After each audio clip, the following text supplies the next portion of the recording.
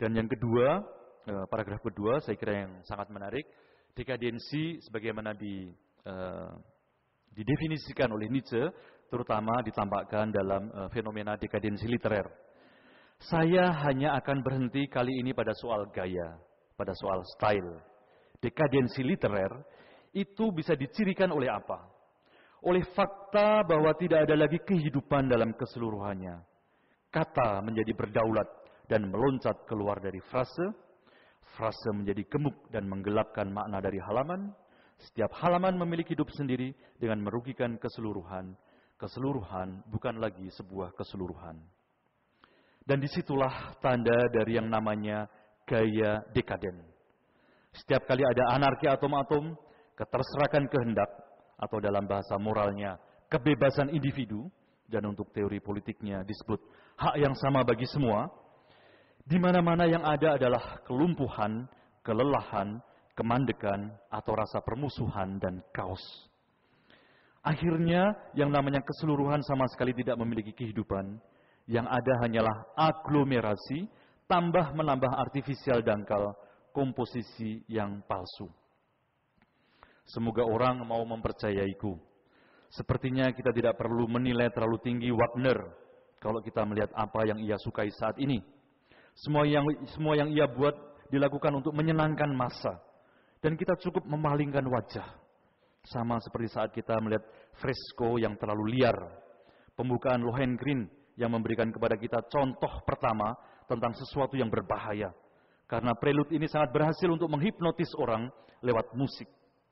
Aku menolak segala macam jenis musik yang ambisinya tidak jauh-jauh dari memuaskan urat saraf. Jadi inilah katakan definisi Nietzsche tentang dekadensi ketika dia melihat bahwa kata tidak ada hubungannya dengan frasa, frase-frase meloncat tidak ada hubungannya dengan kalimat, kalimat juga akhirnya berserak-serak dan kita tidak melihat buku ini mau ngomong apa sebetulnya ya. Karena semuanya berserakan, tidak ada gaya, tidak ada keutuhan yang bisa dipersepsi. Kalau tadi kita sudah berbicara mengenai Pak Barjo, maka saya akan lebih serius kali ini dengan menerapkan, dengan membacakan apa yang ditafsir Nietzsche dalam fenomena Sokrates. Kita tahu Sokrates adalah figur penting. Dan Nietzsche, saya kutipkan di bagian depan, ketika dia mencari musuh-musuh untuk dikritik, termasuk Kristianisme, atau Buddhisme, atau sosialisme, termasuk Sokratisme dan Sokrates, itu adalah tanda penghargaannya. Jadi Nietzsche hanya mencari musuh yang kuat. Dalam konsep duel dia, jadi perang ya, dalam, saya lupa halamannya,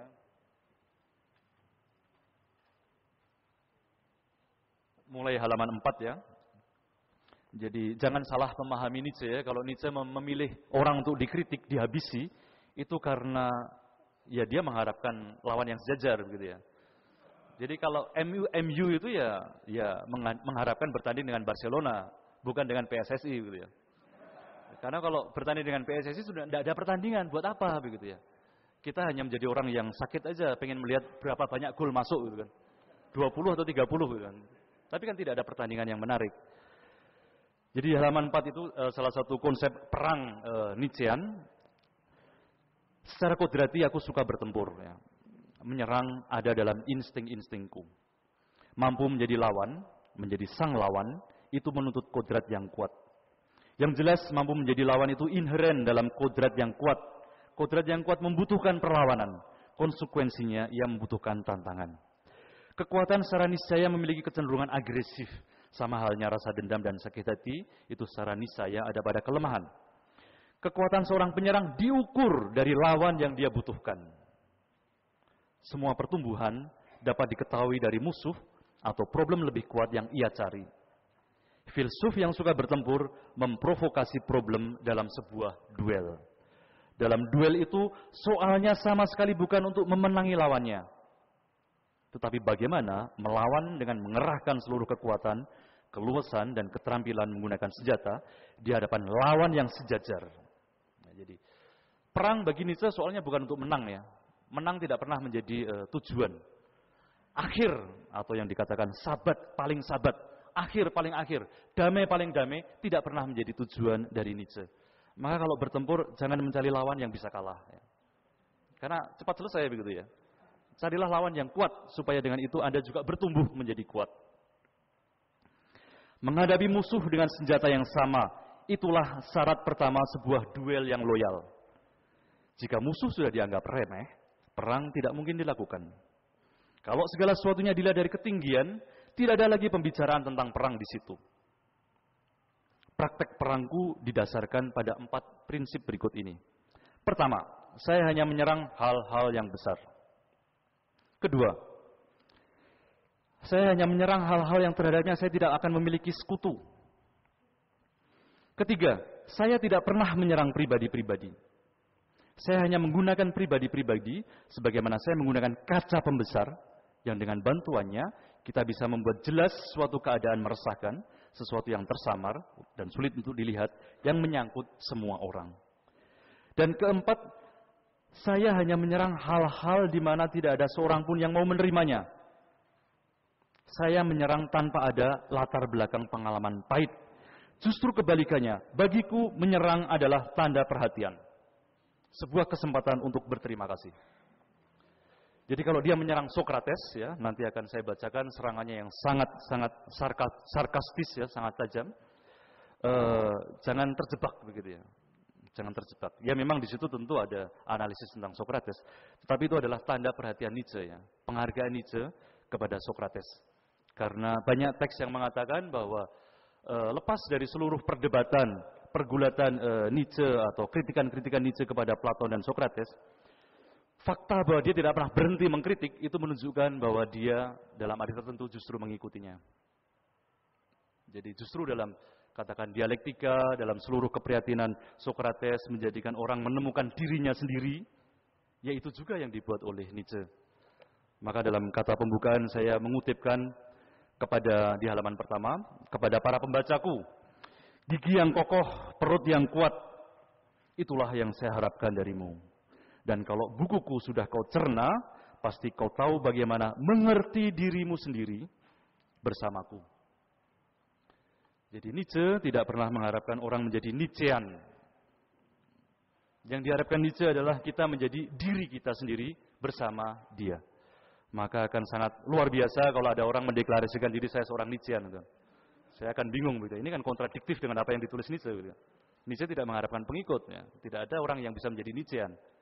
Semua orang harus menjadi dirinya sendiri. Dan ini kan juga intuisi Sokratik, sangat Sokratik. Ya. Kebetulan saya di STF mengajar sejarah filsafat Yunani, kebetulan saya banyak mengerjakan, menelaah teks-teks Platon, Aristoteles, Neoplatonisme, sehingga saya cukup akrab dengan katakan metode-metode dialektika atau term-term atau istilah-istilah yang digunakan dalam filsafat Yunani itu. Sekarang kita akan masuk contoh bagaimana Nietzsche katakan mengkritik secara tajam lawan yang tidak pernah mati ini, lawan yang kuat ini yang bernama Sokrates. Bila kita mencoba membuktikan kebenaran analisis di atas dengan contoh Pak Barjo, mungkin kita bisa menilik pada kasus Sokrates. Ada apa dengan Sokrates sehingga sampai mati, ia pun berani berpendapat bahwa hidup bahagia adalah hidup sesuai rasio, artinya hidup berkeutamaan. Lewat pembahasan problem Sokrates dalam bukunya Senjakala Berhala-Berhala, Nietzsche membangun analisisnya mengenai dekadensi Yunani. Menurutnya, mulai dengan Sokrates inilah kita diajak percaya akan adanya dunia idea yang lebih benar daripada dunia senyatanya ini. Sebuah dunia ideal yang hanya bisa direngkuh lewat askesis moral dan intelektual yang membantu kita terbebaskan dari tipuan bayangan dunia indrawi. Tak bisa dipungkiri, Sokrates adalah figur luar biasa penting untuk munculnya tradisi rasionalisme dan moralisme intelektual yang berpengaruh dalam seluruh sejarah pemikiran Barat, termasuk juga tentunya masuk dalam agama-agama. Bila menimbang tingginya piramida pengetahuan yang kita miliki sekarang ini, Nietzsche menulis, tidak bisa tidak kita mesti melihat dalam diri Sokrates titik balik dan kunci sejarah dunia. Dan persis dalam diri orang sepenting Sokrates inilah Nietzsche menemukan lawan yang sepadan. Berbeda dengan para pemikir lainnya yang memuja-muji Sokrates, Nietzsche justru melihat dalam figur itu asal mula dekadensi yang adalah penuaan spirit tragedi Yunani. Roh atau semangat tragedi yang telah membuat orang Yunani memiliki kesalahan